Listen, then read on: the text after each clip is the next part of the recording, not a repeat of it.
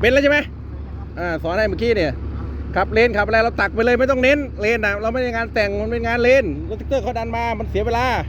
ไม่ต้องลากตักทิ้งเลยเดี๋ยวแท็กเตอร์เขาเก็บให้เองบางทีเราก็ไม่เคยเนาะทำได้ใช่ไหมมาเนี่ยตรงนี้จะได้ไม่ต้องมาโอเคเนี่ยครับบางทีคนขับผมก็ต้องบอกนะเพราะว่าเขาไปเน้นสวยไปตักมันเสียเวลาเนี่ยเห็นไหม